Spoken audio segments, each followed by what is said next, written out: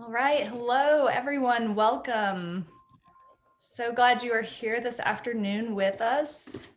We are letting a few other people kind of trickle in here, so just give us a minute while people get situated. And if you can, while we're waiting to get started, for introductions at least, I'd love for you to turn on your camera and just say hello, give us a wave. Let us know that you're back there behind those black boxes. We always love seeing your faces. Hi, nice to see you guys. Catherine, Isaac, hey, Morgan. See some familiar faces. So good to see you guys back. For those of you who haven't been here before, this is an OEI workshop. We put on a lot of workshops during each semester, and we are nearing the end of the semester. So this is our final series. It's called Flying Solo. And Fareed and Eleanor are actually the creators of this series. And so I'm gonna pass it off to them to tell you a little bit about that. And then we'll get going with today's content, which is actually about taxes and financial planning and getting out of the garage.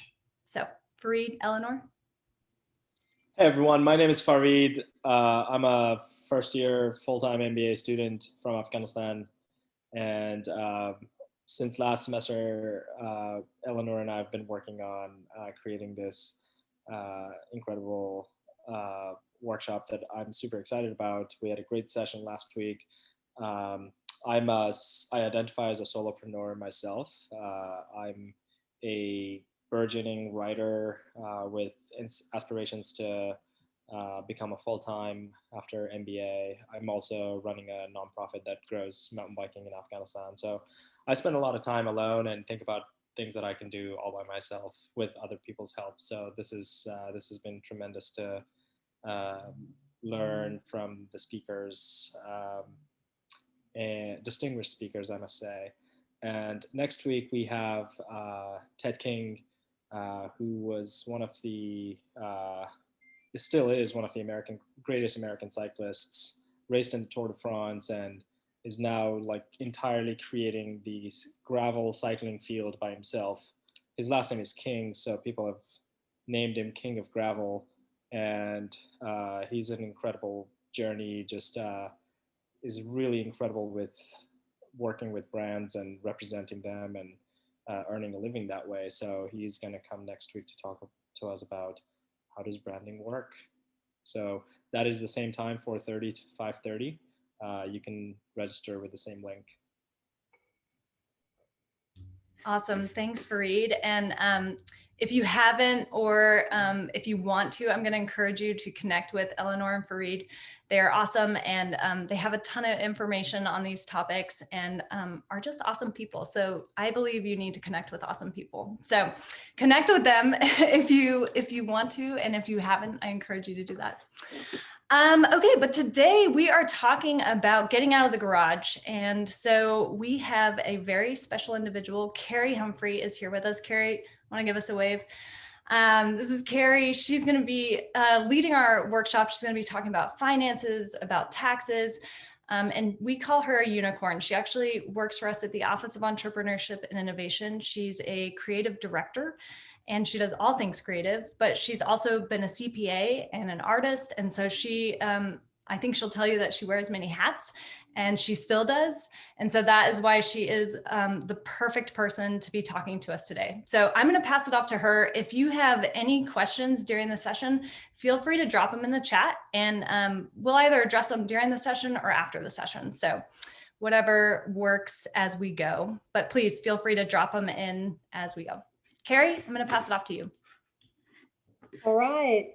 Welcome, everyone. I have to make a quick correction. Stacy gave me a little more credit than I deserved. I graduated with an accounting degree, and I worked in public accounting for a long time, but I am not an official CPA. I went definitely a different route. So I don't want anyone to, so any advice I'm giving you now is in my capacity as a public accountant / entrepreneur, and not a certified public accountant. I don't want that kind of liability, but so welcome. I am excited to see such a great group that is excited about the solopreneurship journey or the entrepreneurship journey. But I would, before I get started and kind of, well, I'll share my screen to start with. And then I want to get to know just a little bit of who is here today. So I'm going to start the PowerPoint. So Stacy, and tell me, is it best to do it as a slideshow or Yeah, leave it? that usually works best. Okay. Here we go. I'm gonna hit share screen. Sorry.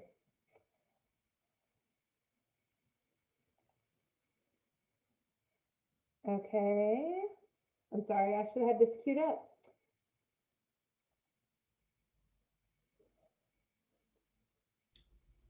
Are you guys seeing it now? Yeah, we got it here and okay, ready to go. Is it ready? Okay, perfect.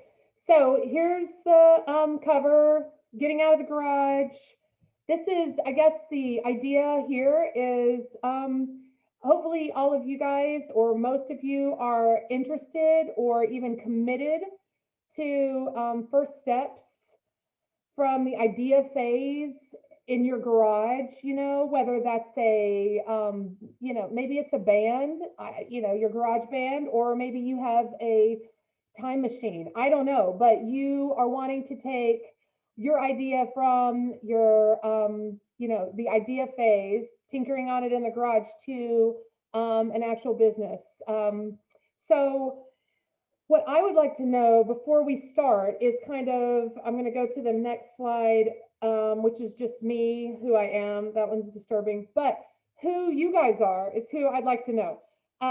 So first, there's a few, I'm kind of grouped you in some categories that I'm guessing, and there could be some people that are interested in things outside of these categories, but if you find yourself in this first category that you think that you want to eventually sell a service or talent. So I gave some examples down here: photographer, designer, musician, accountant, freelance writer.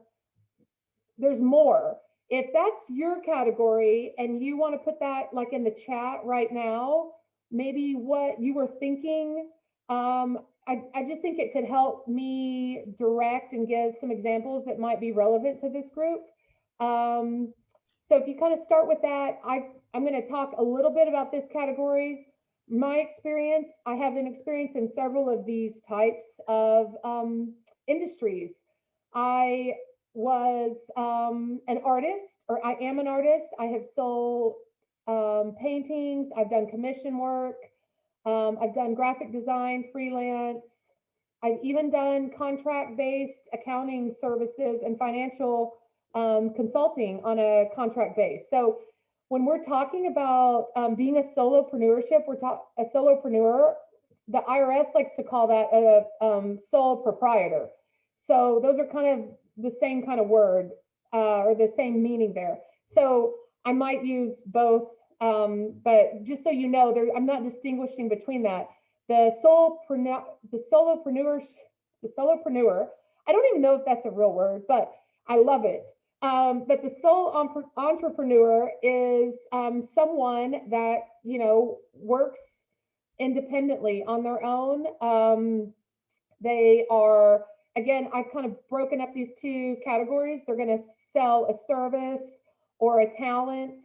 A lot of times this top group may or may not even have like a physical location. They might be working out of their home, much more likely than the second group. They could have a home office, a home studio. In this day and age, they could be doing a lot of this work via Zoom. And so there's some real financial things and strategies to take advantage of if that's where you find yourself, wanting to go. So I don't know, Stacy, if you've read the chat, if you have kind of any summaries of some of the people who find themselves in this category. I don't have that pulled up right now. Yeah, a couple things. I'll read those off to you. I wanted to also tell you that I think you're in like a presenter mode, and so I was waiting for a gap here, but Oh, you yeah. can see like your next slide. So I think you Oh, probably want to change the view. Um, that's weird. yeah, I Okay. didn't want to interrupt you. You were doing such a great No, job. you're So good. You're great good. introduction. And while you're fixing that, I will tell you a little bit about who's in the room. We have designers and photographers, engineers, writers, freelance graphic designers, accountants, contractors, both photographers and inventors. We have marketing consultant, people involved in science. So a wide variety of people are in the room. Okay. All right. If you were in that second category, I'm going to try to fix this. If you're in that second category, which I put up there, which is like you want to sell a product or a technology. So maybe your like examples would be you an actual product you're selling could be food. You want to have a bakery, you want to have a restaurant. You could be selling a gift or something. If that is you, if you don't mind kind of, or even you've got a, like I would say more tech could find themselves in this category. They're actually selling a box and shipping. It's an actual tangible item. Let me see. If you go ahead and put that in there, and I'll tell you some of my experience there. I had a brick and mortar retail shop for about 6.5 years. And it was here in Fayetteville. And yeah, it's a different kind of experience and strategy when you're, actually have a physical location and you're dealing with physical tangible items. All right, so what do you guys see now? Do you see anything? We don't see anything. Okay, I'm sorry. It's like filling my screen up when I hit share screen. Okay. You should be able to click which screen you're sharing. So I'm imagining you have two screens. Yes, I do. Share screen one, screen two, share. There we go. All right, let's try again. Is this good? Yes, well All done. right. Yay. You're in. Okay, so then my other one I'm going to. All right, here we go. So the sole proprietor, whether you're in either one of those categories, we're going to define the sole proprietor like the IRS defines them as a business structure run by a single individual. And this means you make all the decisions. This means you make all the money, but this also means you have all the risk. So there is, with that risk, there are things that you need to consider, which are what we're going to talk a little bit about. But they play into definitely those first two categories of am I interested in selling a service or a product? So I'm going to tell you just really quickly, and I've kind of touched on this, my story. I graduated with an accounting degree from the University of Arkansas. I worked in public accounting, doing tax prep. I worked for the Walton Art Center. I did nonprofit accounting. I worked straight out of school for Deloitte and Touche as an auditor. And then I started painting in my free time. I had painted, and dabbled in art my whole life, but I started painting in my free time and started selling online, started selling locally, selling through different online channels. Like many of y'all are familiar with Etsy and things like that. I've engaged in some licensing agreements and had some artwork in some national chains. And I've done a lot of commission work. So I have an actual studio in my house that I file a Schedule C tax return, it's part of my tax return every year. Then that prompted kind of my love of art, and all of this prompted me and a friend. We opened up a gallery and a gift shop, and we had that for 6 years. And that was a partnership arrangement, which is like a different level, but there were some of the same considerations as a sole proprietor that we had to, plan for. I've done freelance graphic design, like I mentioned, also some freelance accounting services, and I am currently the Director of Creative Services for the Office of Entrepreneurship and Innovation. So the main thing to know when you're going to be a sole proprietor, like I said earlier, you're going to have all the risk, you have all the profits, you get to make all the decisions, which is great, but you're going to wear a lot of hats. And I could have made this list way longer. This is just in general. I think being aware, that was probably the biggest shock, especially opening up my store.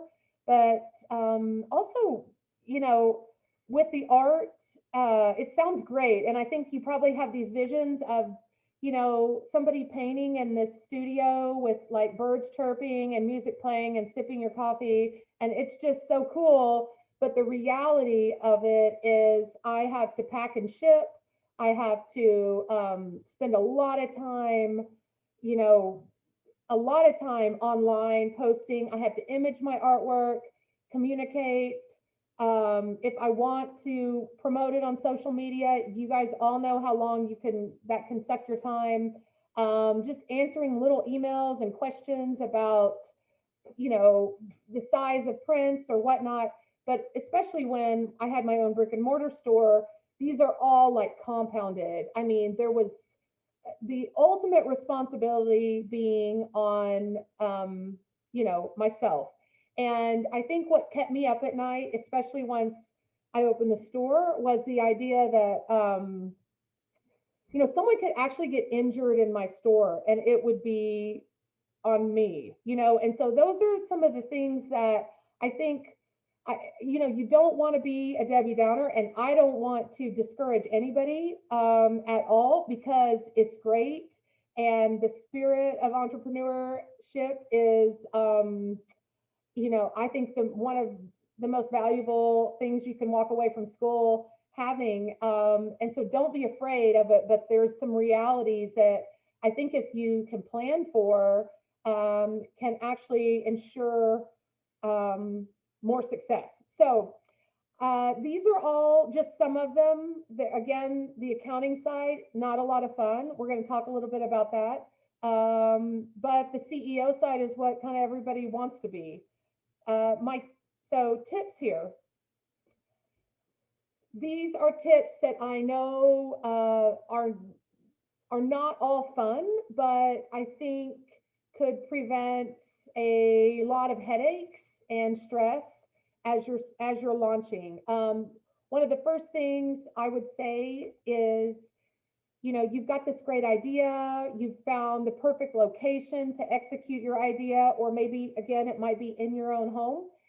I would encourage everybody to get a bank account for their business. And I know that is, for some people, that's not something they want to do. They think they can keep it separate. They think that it's not necessary, but you can get yourself in a lot of trouble. You can get yourself confused. I think I would skip down to the word boundaries right here. And the bank account gives you some natural boundaries for your business. And it also just separates, you know, when you start commingling your personal expenses with your business expenses, then before you know it, you know, you don't know what's what, and you've spent all of the profit out of your business. So there is, I definitely encourage everybody, get a bank account. You can even have a separate bank account. A lot of people think they need to be like incorporated or have a tax ID or something. You don't have to have any of that. You can have just a separate business checking account. Most of them are free. It's not hard to set up, and I would definitely encourage you to do that. Insurance. So I talked about you get to make all the decisions, you get to keep all the profits, and you have all the risk. So there is, nobody likes to think about insurance. It's not fun. Like if you're, you know, wanting to freelance photography, you have these, again, visions of just taking people's beautiful, you know, engagement photos or graduation photos, and not really the nitty gritty of if we're doing a photo shoot and someone falls down, I mean, there's just a reality of, am I liable at this point in time? And I think business insurance isn't as scary as people make it out to be. There is some business brokers here in Northwest Arkansas that are, specialize in this. They're pretty easy people to talk to.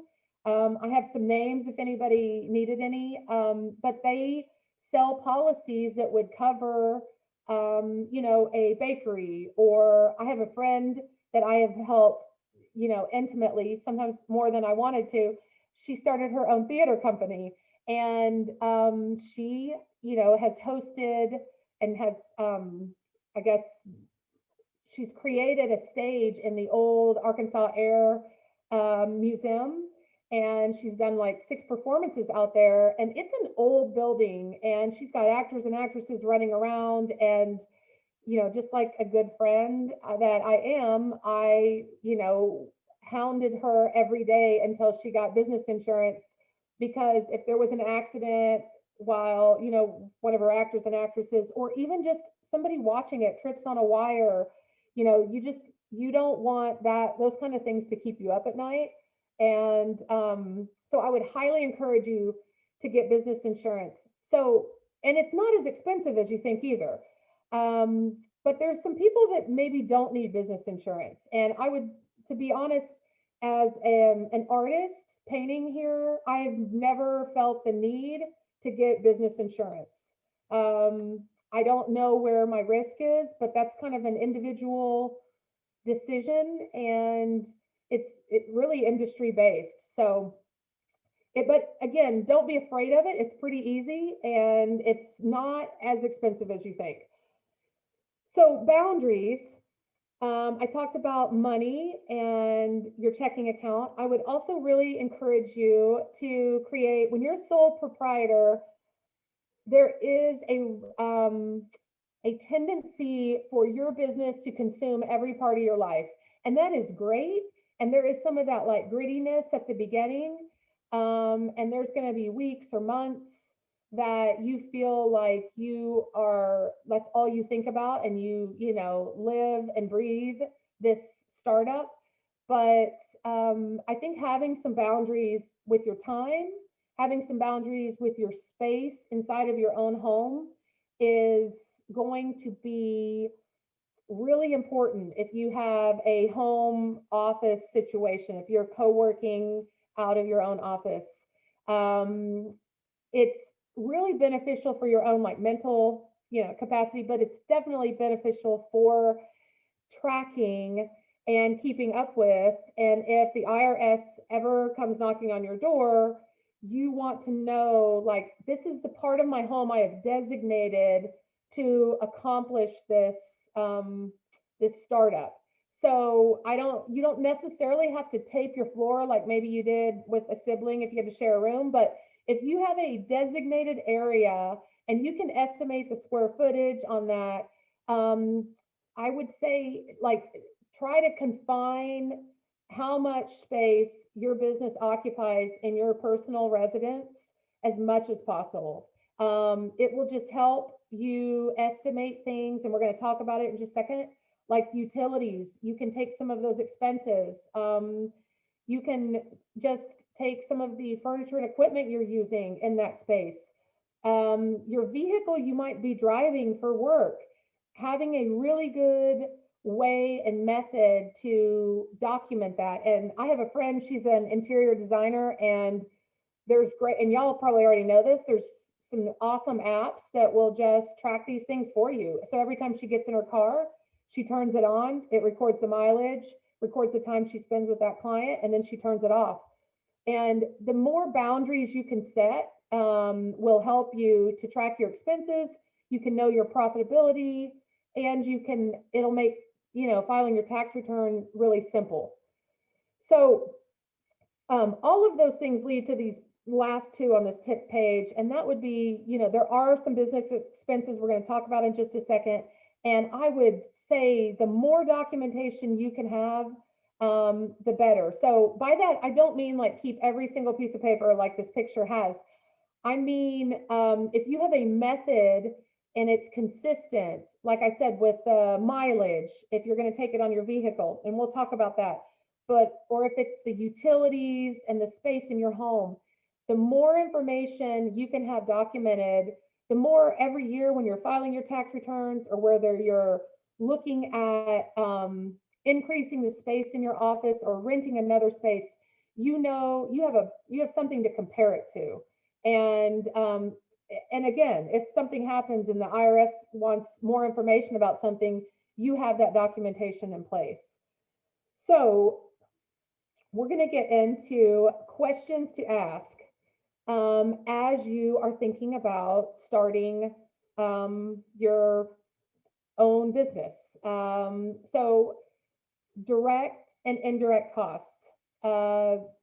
I don't know, Stacy, do we have a bunch of business majors? What are you guys, maybe you guys can put in the chat your major. I don't know if these are words that are really familiar to everybody or not. Yeah, guys, why don't you drop in the chat your major real quick, and we'll just kind of filter through here just so we have an idea of how much we need to get into this. We have finance, Yeah. physics, business management, mechanical engineering, accounting, finance, management, business management. Okay, so lots of marketing, finance, business management, mechanical engineering. Okay, great. A spread. I like it though. So to the accounting and probably some of the business management, the words direct and indirect costs mean something to you guys, and it might not mean something to everybody. So a direct cost would be something that is related. So if you were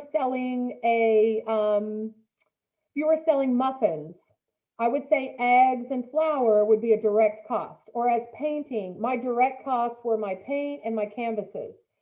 Your indirect costs are some things that actually just support your overall business, and that is kind of your overhead. If you rented a space, that would be rent, utilities. Yes, things like insurance are going to be indirect costs. And you kind of can come up with a monthly expense budget. And a lot of businesses, especially startups, need some money to get started. And that kind of, you can get into, do I need a loan to start, to cash flow my business? But it's kind of impossible to know whether you need one until you actually sit down with a piece of paper and a pencil or Excel, and you start listing off, what do I think my costs are on a direct basis and on an indirect basis. And it takes some time. I mean, you might have to call around, figure out, rental rates in the area. Are they $15 a square foot? Get some idea. But the more planning you can do on the front end, then the more likely you are to succeed. So there are some like small business loans. Probably Sarah, the ASTBC, I'm going to say it wrong. There is some easy ways to get some financing to start off. And there are some resources that the university can even point you to if you think you need a loan to start off. I would encourage you to, it's tricky. You want to be able to cash flow, but it is hard to start off in debt. And so I would get a really good handle on how much you think you're going to need. Employees.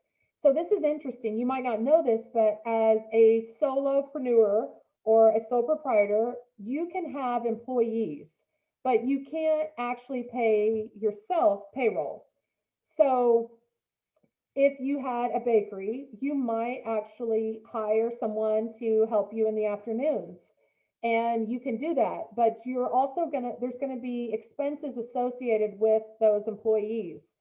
A lot of people try to get around it and pay people like contract instead of paying them as an employee, which is technically not really legal if they're acting as an agent of your business. So I would be really cautious about that. But you can pay employees if you need that, if you need to. And there's some great estimators out there as to like the Social Security match that it'll cost you, but profit margin, how much money do I actually make after all of my costs, and how much money should I set aside for my taxes? So this is all kind of a good place to start as we kind of dig in a little bit to the being a 1099er. This is kind of the second half of this, is kind of being a 1099 wage earner, which that's what a sole proprietor is designated as from the IRS, and how you look at taxes and those implications when you're starting off. But figuring out your profit margin on how much money I actually make after all of my costs will determine how much money you're going to actually pay taxes on.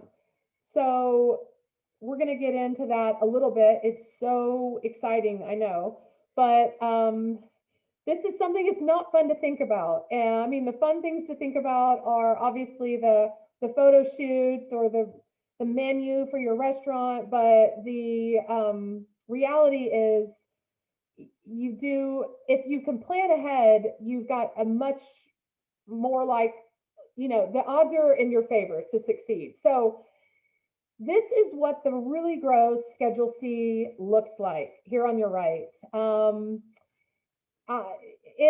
It's not as scary as it looks, and to the accountants in the workshop, you guys will recognize this as pretty much a P&L. It's an income statement.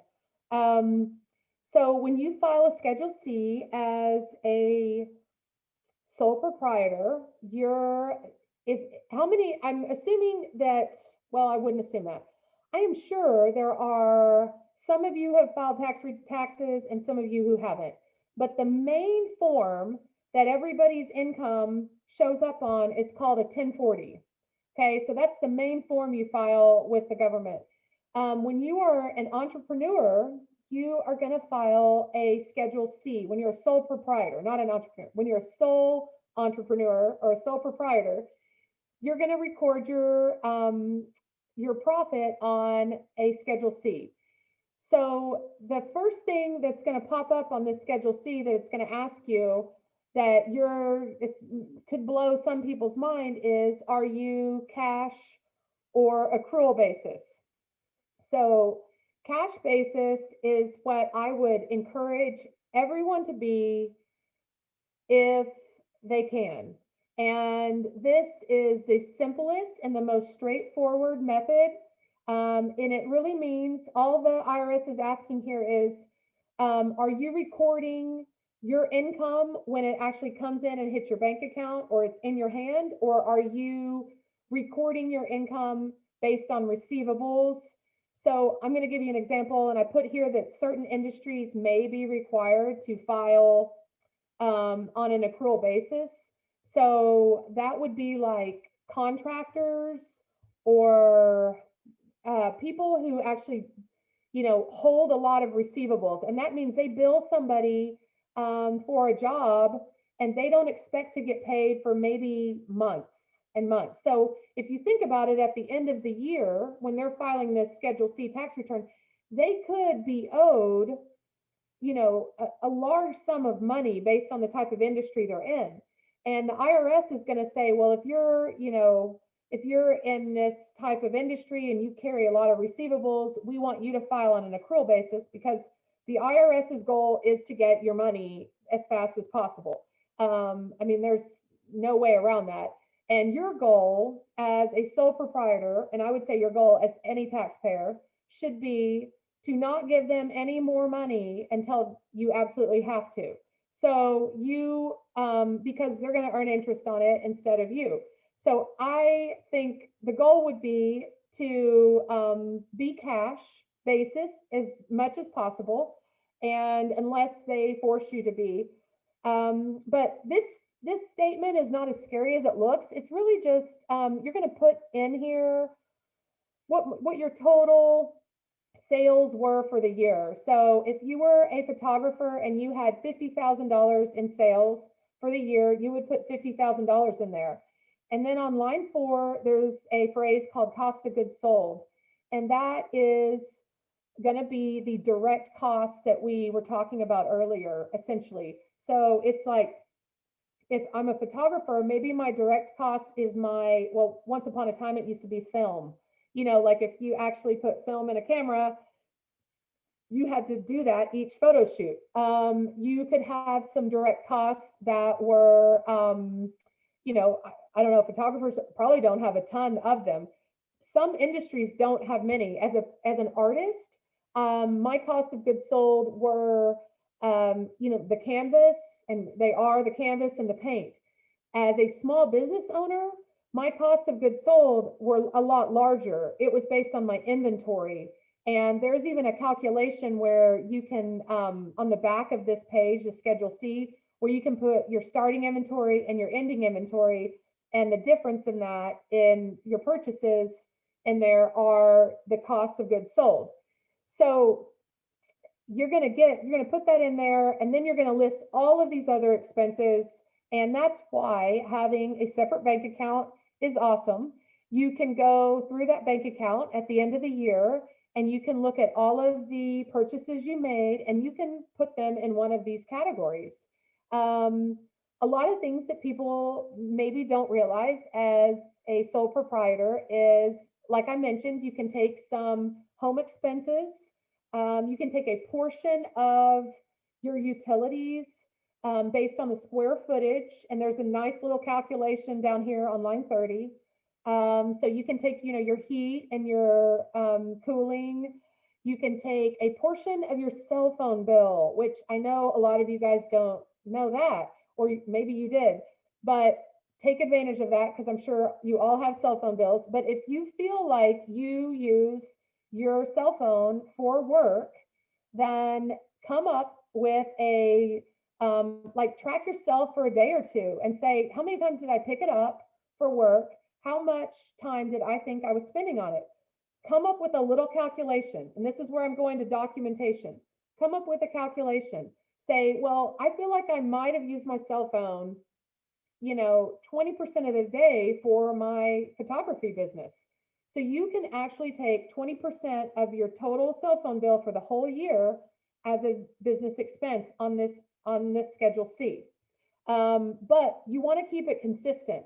So that's why I would say document it. So year to year, even if that cell phone bill, it might not be coming out of your own bank account, it might be coming out of your personal bank account, but you can definitely still expense that. So all of your expenses don't have to land in that business bank account. You want most of them too, but there are some things that are going to hit your own personal account, like your electric bill or your cell phone bill, that are actually qualified expenses if you have a home office or you're a sole proprietor. Your vehicle is one that a lot of people don't take advantage of either. And there's the easiest method and the simplest method is just to track your mileage. And you can estimate it, or you can actually track it. And there's some great apps, like I mentioned, that will track it for you, if you just kind of hit start and stop.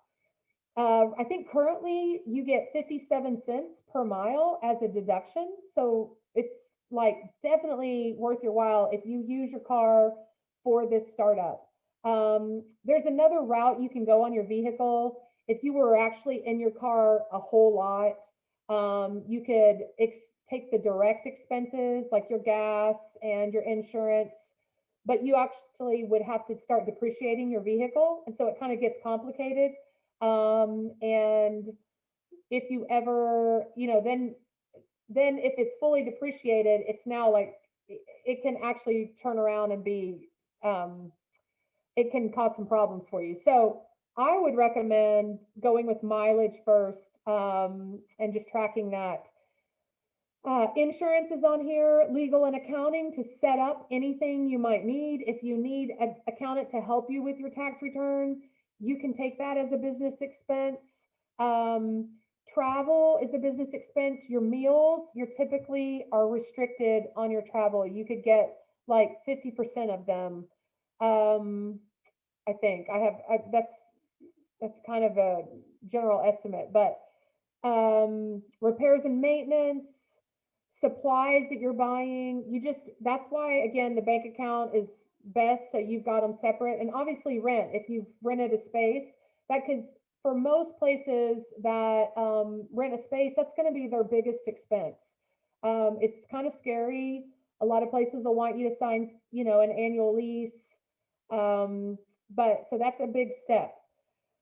So after you put all of these expenses in, you're going to have a net profit and loss. And this is going to be your total sales minus all of these expenses. And what you do with that next is that number at the bottom of that Schedule C goes to the face of your 1040, and you're going to pay taxes on that. Just like if any of you guys have had like a W-2, you've worked for a business, you get that at the end of the year. That goes on the 1040 in kind of one of the first columns. The Schedule C income goes a few lines below that. The problem here, and this is, I'm going to let y'all see this next slide. Small Business Administration estimates in 2019, the failure rate of startups was 90%. The main reason for failure is lack of experience and planning. And I would say the biggest one is money. I don't know if you guys follow the news. It's probably 2 or 3 times a year that you're going to find that your favorite restaurant just went under because they didn't pay their sales tax. Or I don't even know what happened with this bakery, the pie shop place, but I'm pretty sure some taxes were involved. The cash flow and the money situation is what, and the lack of planning is going to be the biggest factor in, failing or succeeding in most startups. So the fact that when you're a sole proprietor and let's pretend you make $100,000 at profit, that's great the first year. If you think it feels like all that money is yours, right?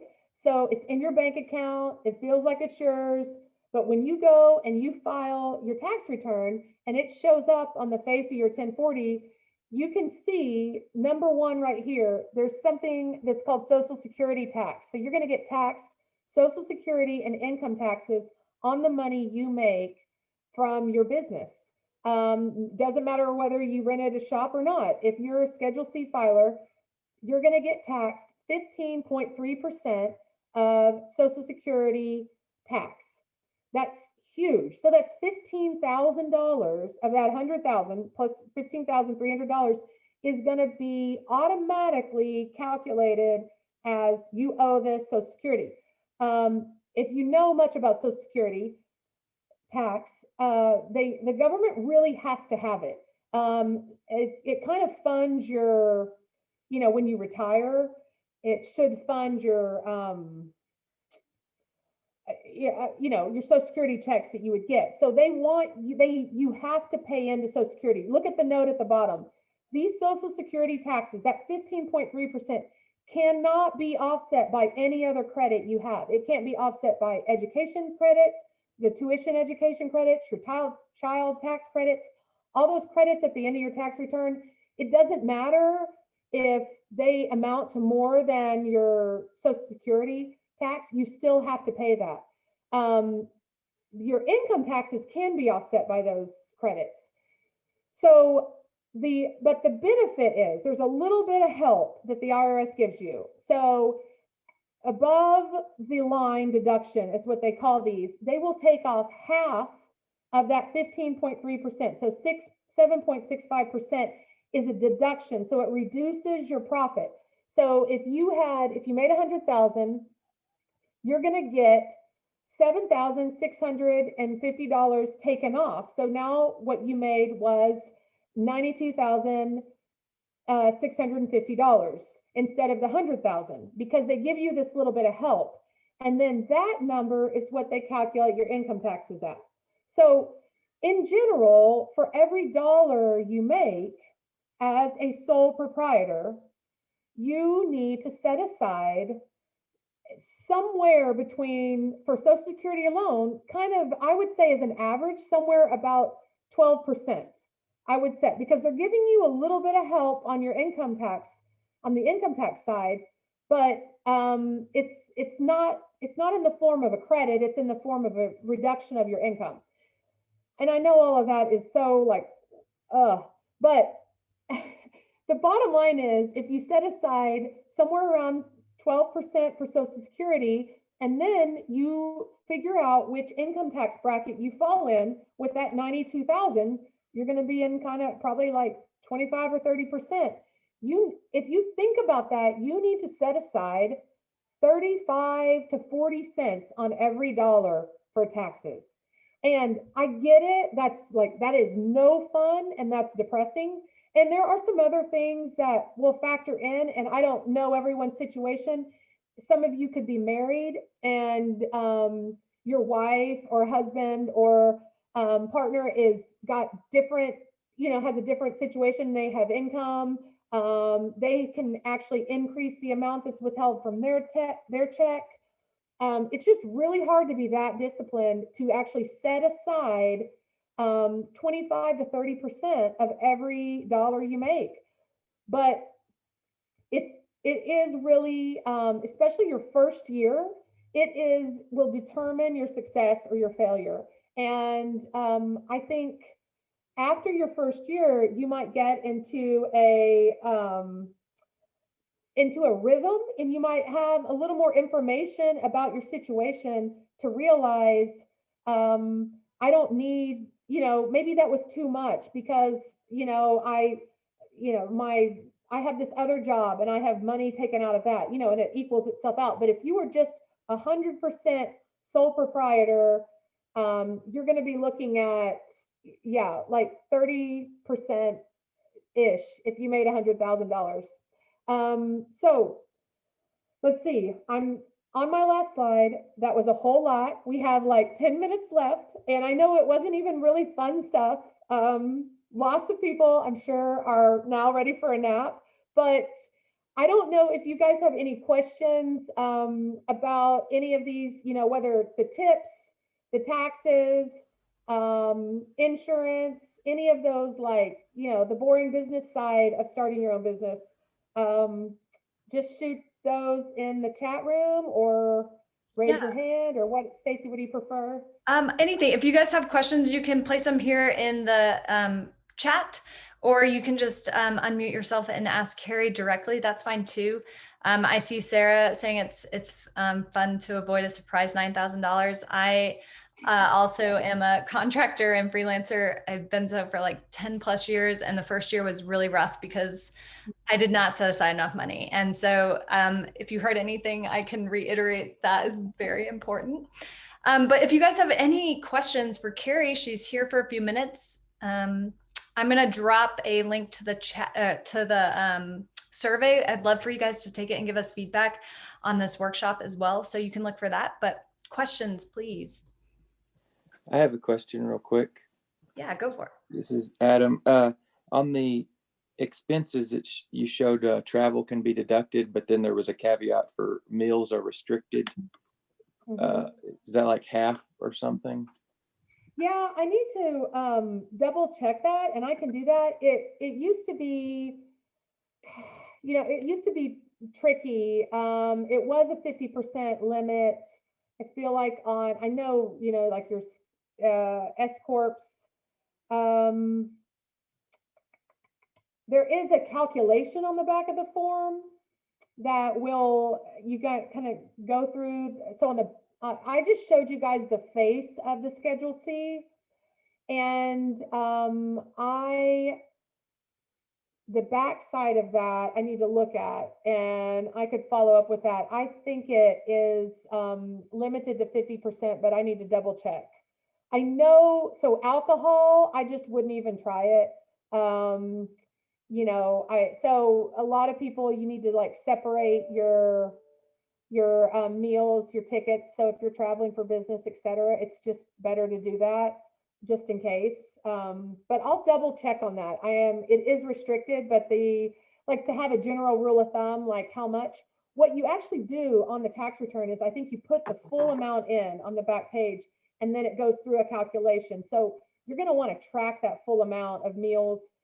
And I mean, as far as tax planning goes, if meals are a significant part of your business, otherwise, I would just track it and then kind of see how it flows out, but I can look Thank you. that up. We have a question in the chat from Carter from about halfway through that reads, where do you think your accounting background best helps you in your art background? And I think it would be interesting to hear the inverse of that as well. Oh, yeah, it's a little theoretical. So I would say my accounting background has helped me in everything I do every day, even though it's not a lot of fun, and I don't like to reconcile bank accounts, and it's staring at Excel all the time is mind numbing, but it's invaluable. It's an invaluable like skill set just to be able to apply no matter what the industry. So definitely from the art standpoint, I mean, just to be honest, like I think it gave me a massive leg up when I started off on Etsy and could actually, just calculate and estimate my time. So I'm a huge, and this is terrible, but I am a huge ROI. I'm always considering the ROI. So what's the return on my investment? What's the return on when somebody asks me to paint a commission piece for them? And I've been down that road once or twice, and I can tell pretty quick, even from an email, what a big pain they're going to be. And is my return going to be worth my time? And, you can get into no matter what industry you're in, you can get into a situation where you're literally working for pennies for the hour.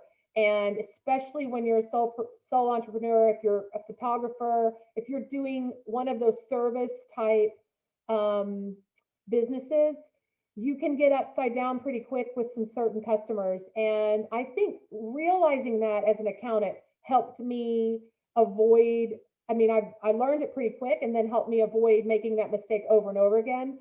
That really, my profit on this painting, maybe direct costs is still great, but my time I spent on this as an artist was not worth it. So it's hard, but yeah, so the inverse, definitely. I think using both sides of our brain is healthy for everybody.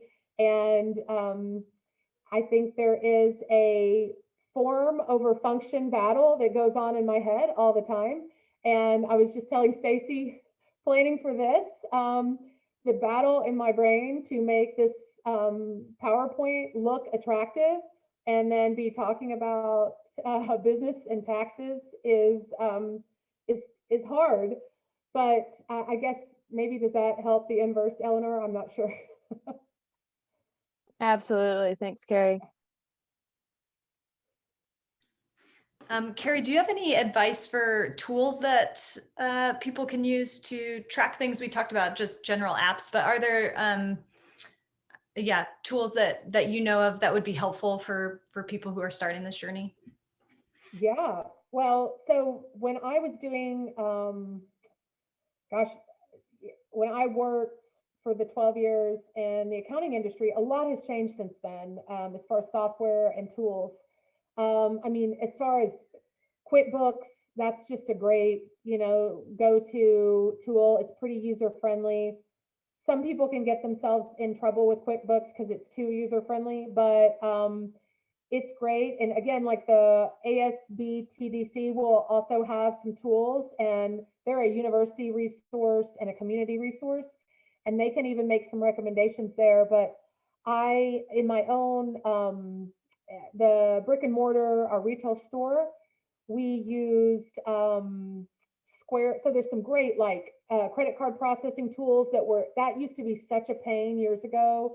Those are seamless. I would highly recommend signing up for a merchant account like Square or something like that. You're going to have people nowadays that are, when you're a freelancer, being able to shoot them an invoice via Square and they can pay straight off that invoice you're going to get your money faster. And that's important to think about too, is collecting money, as a sole proprietor.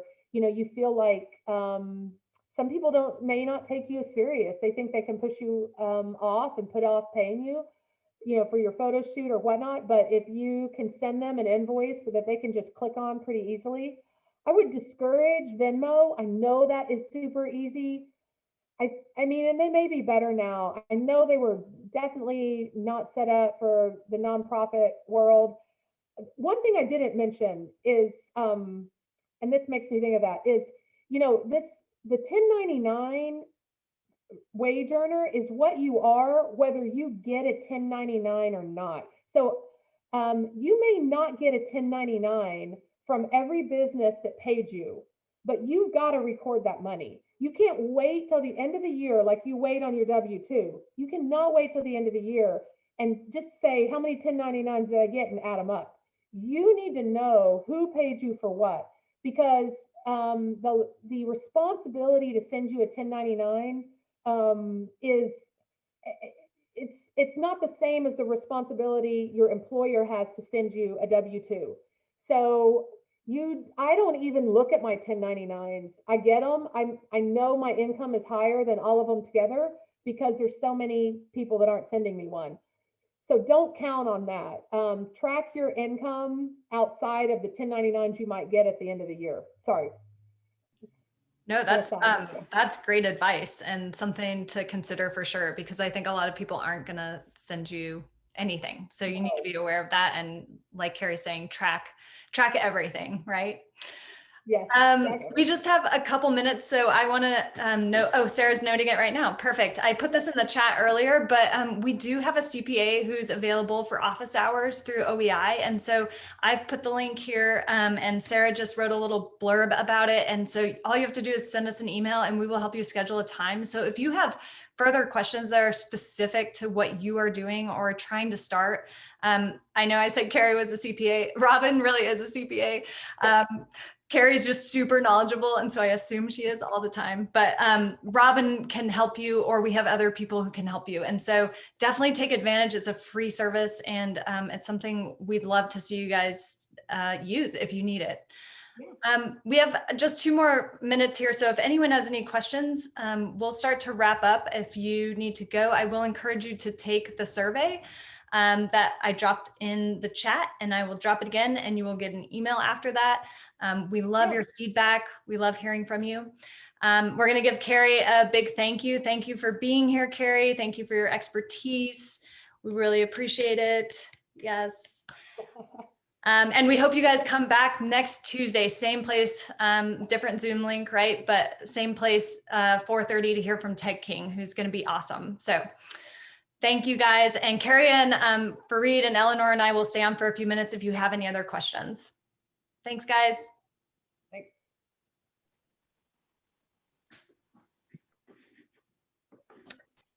Carrie, do you have, Fareed here, do you have any advice and tips for setting aside a time in your day structure to make sure that you're also getting to the nitty-gritty stuff and always not, doing it last minute? Yeah, that's a hard one. I think it would probably be better. I mean, it depends, when you're starting out and it's just you, I think having a day of the week might even be better. Just the reality, it is, I mean, we touched on it a little bit, and I know this isn't really in the black and white accounting world, but your brain function, when you're moving from the accounting to something creative and back and forth, it's just really hard to get focused. And so I know at the beginning, I would, when I started, especially my, the retail shop, I mean, it was just so consuming. And, we had to be there. When an employee didn't show up, I had to be there. So I kind of got in a rhythm where it was like Friday mornings, whether that's it or not, that I'm going to try to catch up on, bills. I'm going to go through the transactions in Square. I'm going to go through the transactions in the bank account, make sure they match up. But to be honest, like I am totally capable, and I did this for 10 years for other businesses, like took all their transactions of the month, compiled them, issued financial statements, reconciled their bank account, and I hate it. So I got to the point, like a year into owning my, having this gallery gift shop, where I paid my dad, who is a CPA, to do that for us because I just could not bear to do it each month. So I think understanding those boundaries, like even though you're capable, there are some services out there that are totally worth the $100 a month. If they're going to reconcile your bank account, they're going to like take your transactions and categorize them for you. And it's worth it. Again, you have to say this ROI, is my time worth, could I be painting? Could I be troubleshooting? Could I be, putting out fires at the store? Or am I going to spend hours, every Friday digging into these numbers when I could pay an accountant to do it $100, $200 a month and not think about it again. So I would, you're going to have to keep up with some stuff, do some administrative stuff, but there is some deeper stuff that I think there's a lot of value in taking advantage of the people who do it for a living all the time. I don't know if that answers your question or not, but.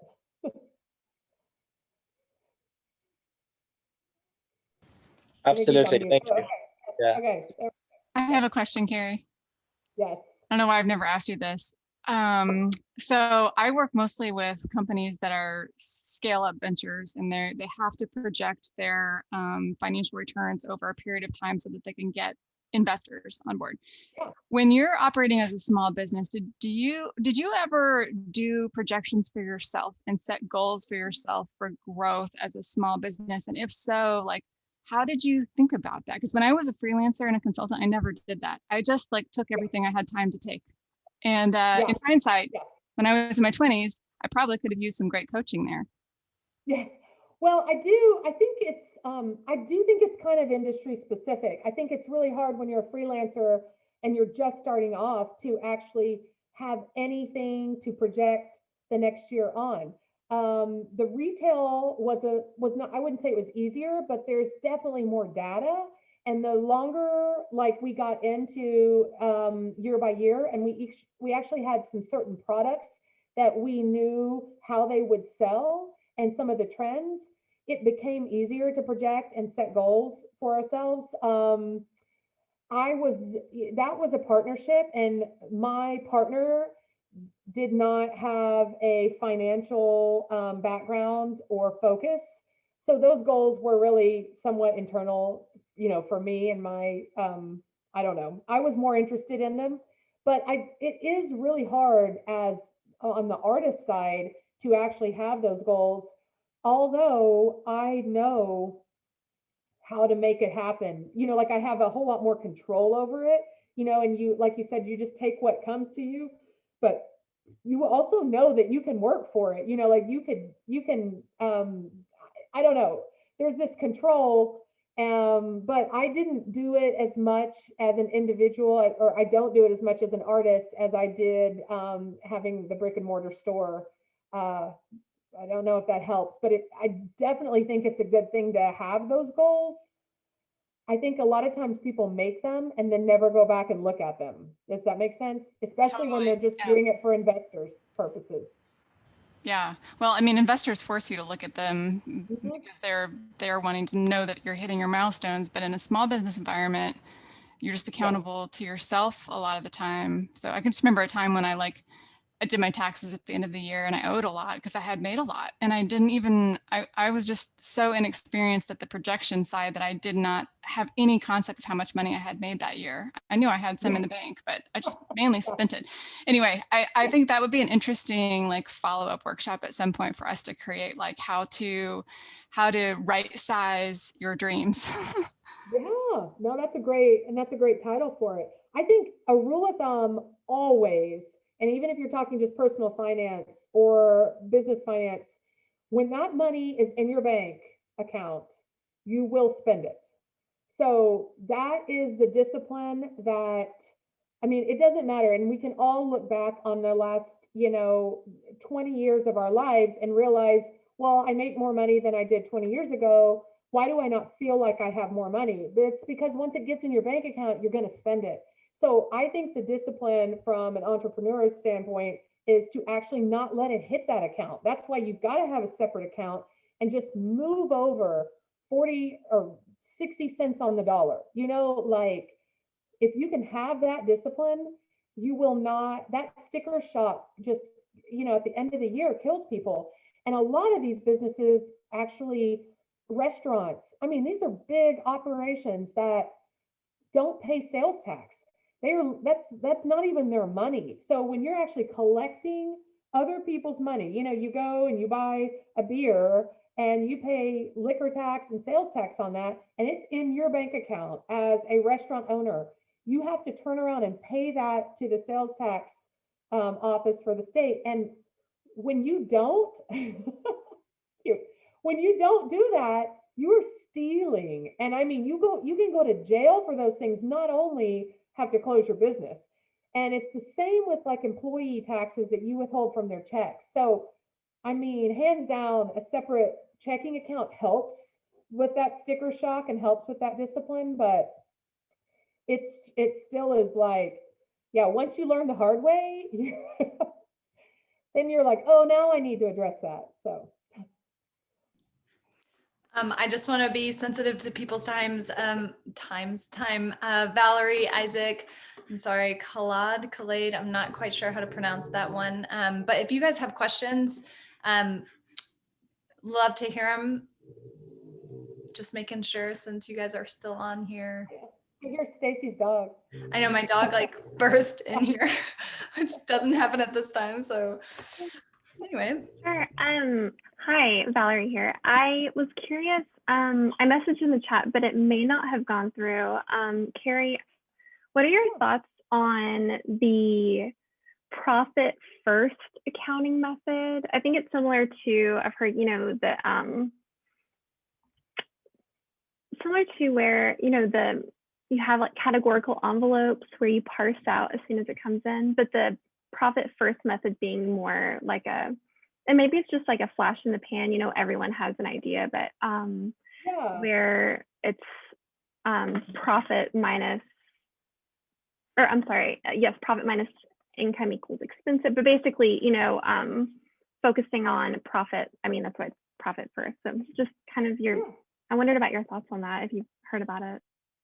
Yeah, it kind of sounds, I just Googled it. It was definitely something that's, like you said, maybe a newer approach or strategy that, but it sounds similar. I mean, I'm looking at, it's kind of like buckets. I don't know if it's sort of like the Dave Ramsey method for businesses where you actually, I mean, the envelope system is my dad's a CPA. He was always like promoting the envelope system. Every time I came to him in college, he's like, put things in the envelope. So I'm reading about it.